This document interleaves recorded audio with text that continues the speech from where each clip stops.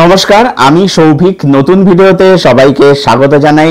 এখন এই ভিডিওর মধ্যে রিভিউ করব ফেলুদার গোয়েন্দাগিরি ভূস্বর্গ ভয়ঙ্কর, মানে ফেলুদার গোয়েন্দাগিরি তার সিজন 2 নিয়ে ভিডিওর মধ্যে কথা বলবো, যেটা এখন স্ট্রিম করে গেছে হইচইতে, যেখানে রয়েছে টোটাল 6খানা এপিসোড। প্রতিটা এপিসোড রান টাইম যদি বলি তাহলে হচ্ছে যে প্রথম 3টে এপিসোডের রান টাইম হচ্ছে 25 থেকে 27 মিনিট, 4 আর 5-এর রান টাইম হচ্ছে 18 থেকে 20 মিনিট এবং লাস্ট এপিসোড 6 এপিসোডের রান টাইম হচ্ছে 28 মিনিট। মানে মোটামুটি বড়দের হলে সিরিজটা আর কি। তো কেমন হলো এই সিরিজ, যেটা নির্মাণ করা হয়েছে সত্যজিৎ রায়ের লেখা ফেলুদার গল্প ভূস্বর্গ ভয়ঙ্কর অবলম্বনে, জানবো ভিডিওতে। Solo start. তো আমি এখানে গল্প বিষয়ে বলার কোনো প্রয়োজন বোধ করছি না, কারণ ভূস্বর্গ ভয়ঙ্কর গল্পটা আমরা সবাই পড়েছি, তাই আমি সরাসরি সিরিজের রিভিউর মধ্যে ঢুকে পড়ছি।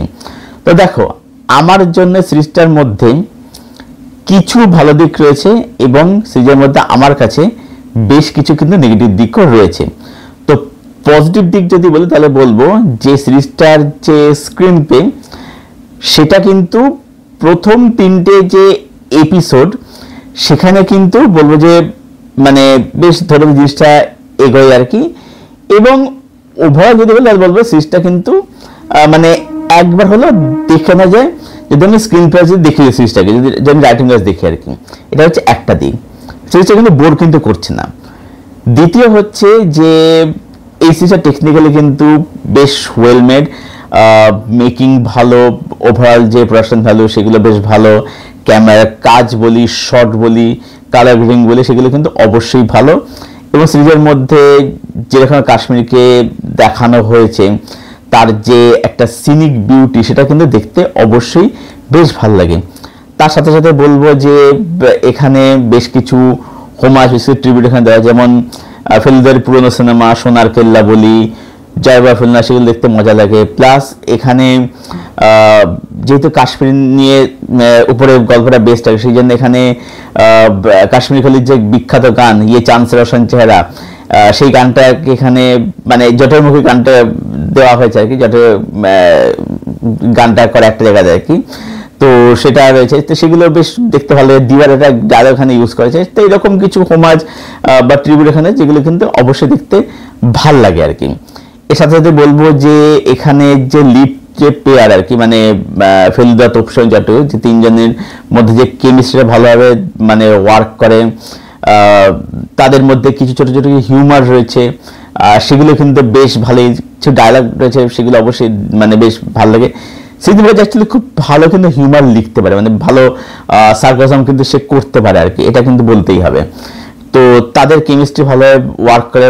এবং তার সাথে সাথে বলবো যেখানে যেটা একটা অভিযোগ ছিল যে টোটারকে তো লুকাস দেখতে তো খুব ভালো লাগছে, কিন্তু সত্যি কথা বলতে কোথাও কি টোটার ভয়েসের মধ্যে সেই মডুলেশন বা সেই প্রেজেন্সটা কোথাও নেই, বাট সেই খামতির এখানে কোথাও কিন্তু বলবো যে ফুলফিল করতে পেরেছে। এখানে তাকে কিন্তু দেখতে বেশ ভালো লাগে এবং তার কিন্তু এখানে পারফরমেন্স কিন্তু এখানে বেশ ভালো, মানে ফিলিপসের তার যে ভয়েসে যে একটা যে প্রেজেন্স থাকে না, সেটা কিন্তু টোটা কিন্তু ভালোভাবে কিন্তু ফুটিয়ে তুলতে পেরেছে। যেটা একটা অভিযোগ থাকে বা উঠে আসছে, এটা হচ্ছে যে এই যে তোপসে যে করছে এই সিরিজের মধ্যে বা এখন ফিল্মদের মধ্যে, তোপসের কোনো ভূমিকা কিন্তু থাকে না, পাওয়া যায় না। তো সেখানে দাঁড়িয়ে বলবো যে কল্পন কিন্তু বেশ ভালো কাজ করে। এখানে তোপসে কিন্তু কথা বলেছে, ফেলুদার গল্প তোপসের তো একটা খুব বড় ভূমিকা থাকে, এখানে কিন্তু গল্পটার ভূমিকা কিন্তু অবশ্যই কিন্তু রয়েছে। তো এটা একটা ভালো জিনিস। আর অনির্বাণ বাবুকে নিয়ে তো আলাদা কিছু বলার কিছু নেই, তিনি মানে এই চরিত্রটা বাইরম চরিত্র করা তার জন্য তো একদমই মানে মানে মানে হাতের মোয়ার মতো আর কি। তিনি তার জায়গায় বলবো যে খুব ভালো কাজ করেছেন, তাকে যথেষ্ট দেখতে ভালোই লাগে আর কি। এছাড়াও সাপোর্টিং কাস্টে ঋদ্ধি বলি বা রজতাভ দত্ত, তাদের কিন্তু বেশ ভালো কাজ করেছেন আর কি। তো মোটামুটি এইগুলোই ছিল সিরিজের মধ্যে পজিটিভ দিক। এবারে যদি আসে নেগেটিভ দিকে, নেগেটিভ দিক যদি বলি তাহলে হচ্ছে বলবো যে একটা বিষয় যদি তোমরা ভালো করে নোটিস করে থাকো তাহলে দেখবে যে সৃজিত মুখার্জি কাকাবাবুর ক্ষেত্রে বলি বা ফেলুদার ক্ষেত্রে বলি, যেগুলো তিনি বানিয়ে এসেছেন বা যেগুলো তিনি বানাচ্ছেন আর কি, দেখবে তিনি দুটোর ক্ষেত্রেই এমন গল্প চুজ করছেন যে গল্পটার মধ্যে মানে আমি একটু ভালো সিনিক বিউটি দেখাতে পারবো, যেটা দেখে দর্শক বেশ একটা মজা হবে, হ্যাঁ সবাই কি দারুণ সিনিক বিউটি, সেটা দিয়ে তিনি বেশি করে ফোকাস করছেন। যেমন কাকাবুর ক্ষেত্রে যদি আমি বলি, ইয়েতে বুঝলেন এরা তো পাহাড় চাঁদের গল্প মনে করা হয়েছিল, কিন্তু সত্যি কথা বলতে ওটার কথা যত কম বলা যায় ততই ভালো আর কি। এবার লাস্ট ছবিটা করেছিল যে কাকাবুর প্রত্যাবর্তন, ওটা হয়ে গেছিল হচ্ছে একটা আফ্রিকান ব্লগের মতো, সিনেমা কম একটা আফ্রিকান ব্লগ হয়ে গেছিল বেশি আর কি। এবারে ব্যাপারটা হচ্ছে কি, এই যে ভূস্খলনের যে গল্প হিসেবে কিন্তু এটা খুবই একটা মিডিয়াম, একটা মাঝারি মানের গল্প সত্যি কথা বলতে। মানে যদি আমি দেখি ফেলুদার গল্প কিন্তু এর থেকে অনেক বেটার গল্প, যে গল্পগুলো কলকাতা বা পশ্চিমবঙ্গের মধ্যেই, পশ্চিম সংলগ্ন কোনো অঞ্চলের মধ্যেই গল্প, কলকাতা আশেপাশের গল্প আর কি।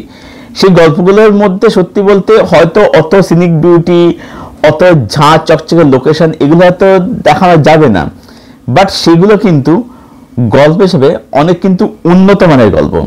ঠিক সেরকমই কাকাবুর ক্ষেত্রে যদি আমি দেখি, কলকাতার জঙ্গলে বলি বা রাজবাড়ির রহস্য, এই যে গল্পগুলো, এই গল্পগুলো কিন্তু গল্প হিসাবে কিন্তু অনেক কিন্তু উন্নত মানের গল্প। অ্যাকচুয়ালি পাহাড় চা তোমাকে যেটা থেকে যে ইয়েতে অভিযানটা হলো, ওইটা তো মানে কাকাবুর একটা চূড়ান্ত লেভেলের গল্প।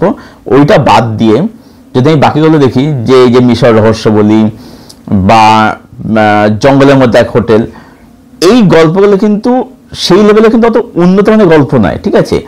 ওগুলো বানানো হচ্ছে যে আমি একটা দারুণ লোকেশন দেখাবো, একটা দারুণ একটা ঝাঁচকচকে সিনিক বিউটি দেখাবো, এই গল্পগুলোকে বানানো হয়েছে আর কি, এটা হচ্ছে উদ্দেশ্য আর কি। তো সেটাই এখানে কিন্তু করা হয়েছে। ব্যাপারটা হচ্ছে যে এই যে কাশ্মীর কত সুন্দর করে এক্সপ্লোর করছে, দেখতে ভালো লাগছে, কালার গ্রেডিংয়ের কাজ খুব ভালো, ক্যামেরার কাজ, শর্ট এগুলো খুব ভালো লাগছে দেখতে, কিন্তু কোথাও গিয়ে না মানে এই জিনিসটা একটা কোথাও গেলে কাশ্মীর ব্লগের মতো হয়ে যাচ্ছে আর কি, এটা একটা সমস্যা। প্লাস এই যে সিরিজের মধ্যে এই যে হোমাজ যে ট্রিবিউট দেওয়া হয়েছে, ঠিক আছে, এগুলো দেখতে ভালো লাগছে, ঠিক আছে। যেমন একটা জায়গা থেকে দেখবে সোনার কেল্লার সিন, বিখ্যাত সিন সোনার কেল্লা, যখন এই যে দেখবে একটা জায়গাতে রাত্রিবেলাতে আগুন জ্বলে রাজস্থানের ডান্স, রাজস্থানের ফোক সং হয় আমরা দেখছি।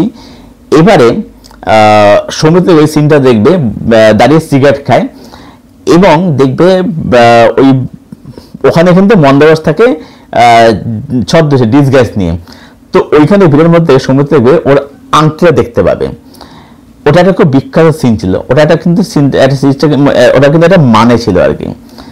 এবার ব্যাপারটা হচ্ছে যে সেরকম একটা সিন এখানেও রাখা হয়েছে, ঠিক, এখানে রাখা হয়েছে, কিন্তু সেই সিনটা গল্পের মধ্যে কি সার্ভিস করছে, কি অ্যাড করছে। এই যে এত হোমাজ, এত ট্রিবিউট দেওয়া হয়েছে, দেখতে ভালো লাগছে, ঠিক আছে, গল্পের মধ্যে কিছু কি সার্ভিস করছে, সেটা তো করছে না, গল্প তো কোনোভাবে এগিয়ে নিয়ে যাচ্ছে না। তো এগুলো কোথাও গিয়ে ফোর্সফুলি জোর করে ঢোকানো হয়েছে বলে আমার অন্তত মনে হয়েছে আর কি, এটাই। তো ওভারঅল বলবো যে মানে ব্যাপারটা হচ্ছে কি, যে আমি যে দিকগুলো প্রশংসা করলাম, আরেকটা জিনিস হচ্ছে যে এই যে সিরিজটা প্রথম 3টে এপিসোড ধরে এগোচ্ছে, পরের 2টা এপিসোড হচ্ছে খুব হারিক ঢেবে খুব মানে ফাস্ট হবে, এবং লাস্টেরটাকে একটা এক্সপ্লেনেশন ভিডিও বলা যেত আর কি, যেটা লাস্টে সবকিছু এক জায়গায় বসে, এটা সত্যি টেম্পলেট ছিল আর কি, সবাই জায়গায় সেটা ব্যোমকেশের গল্প ছিল আর কি, যে সব জায়গায় সবাই এক জায়গায় বসবে, সবাইকে বসিয়ে, যেটা ওল্ড টেম্পলেট আর কি ডিরেক্টরি গল্পের মধ্যে, সবাইকে বসিয়ে সবকিছু বলবে কি হয়েছিল না ছিল, এবং তারপরে সেখান থেকে খুনিকে ধরবে। এটাই তো আমরা দেখে এসেছি। লাস্টের এপিসোডটা একটা এক্সপ্লেনেশন ভিডিও বলা যেতে পারে আর কি, পুরো গল্পটা আর কি। এবারে যার ফলে কি হচ্ছে, এই যে প্রথম দিকে খুব ফাস্ট এগোচ্ছে, পরের দিকে প্রথম দিকে ধরে ফাস্ট এগোচ্ছে, এবারে কি হচ্ছে, এবারে যেটা মানে বলা হয়েছে যে স্ক্রিন প্লেটা না খুব একটা ব্যালেন্সিং না, এখানে একটা সমস্যা বলে মনে হয়েছে আর কি। তো ওভারঅল বলবো যে অ্যাকচুয়ালি সত্যি কথা বলতে কি, মানে যেগুলো প্রশংসা করলাম তার সবগুলো কিন্তু নেগেটিভ দিকও কিন্তু রয়েছে। ওভারঅল বলবো যে আমার এই কাজটা একটা একটা ওকে কাজ লাগলো সত্যি কথা বলতে গেলে, অনেস্টলি বলতে গেলে। মানে আমার এটাই বক্তব্য যে সিরিজ মুভি যদি এরপর যদি ফেলুদা যদি বানান আর কি নেক্সট টাইম, তাহলে সেক্ষেত্রে আমি বলবো যে তিনি এমন গল্প চুজ করুন যে গল্পের মধ্যে হয়তো সিনিক বিউটি নেই, আমার দরকার নেই সেটা, অত সিনিক বিউটি লোকেশন আমার দরকার নেই, আমার চাই ভালো গল্প সিলেকশন করুক, যেগুলো কলকাতা বা পশ্চিমবঙ্গে বেস্ট হবে সেরকম গল্প চুজ করুক, গল্প সেগুলো উন্নত মানের গল্প হবে, সেগুলো দেখে মজা লাগবে আর কি। তো আমার ওভারঅল সিরিজটা ঠিকঠাক ওকে লাগলো আর কি, কারণ গল্পটাই তো মাঝারি মানের গল্প, তো কত আর মানে ইয়ে হবে আর কি, তাও ঠিক আছে দেখে নেওয়া যায়, এটুকু বলা যায় আর কি। তো সব মিলিয়ে আমি ফেলুদা গোয়েন্দাগিরি ভূস্বর্গ ভয়ঙ্করকে আমি রেট করব 6.2 আউট অফ 10। এই ছিল আমার রিভিউ ফেলুদা গোয়েন্দাগিরি ভূস্বর্গ ভয়ঙ্কর নিয়ে।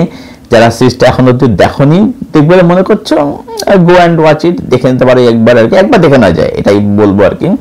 তো জানিও দেখে এসে কিরকম লাগলো কমেন্টে, যদি করে দেখে থাকে যারা দেখা যায় তোমাদের কি ওপিনিয়ন কমেন্টে অবশ্যই শেয়ার করে, ভিডিওটা লাইক করে সাবস্ক্রাইব করে পাশে যে বেল আইকনটা আছে সেটাকে প্লিজ অন করে দাও, যাতে এরকম রিভিউ ভিডিও আসলে তার নোটিফিকেশন ভিডিও শেষ করছি। আবার দেখা হচ্ছে তোমাদের সাথে খুব শীঘ্রই নতুন কোনো একটা ভিডিওর সাথে। ততক্ষণ সব ভালো সুস্থ আমার সঙ্গে জুড়ে থেকো।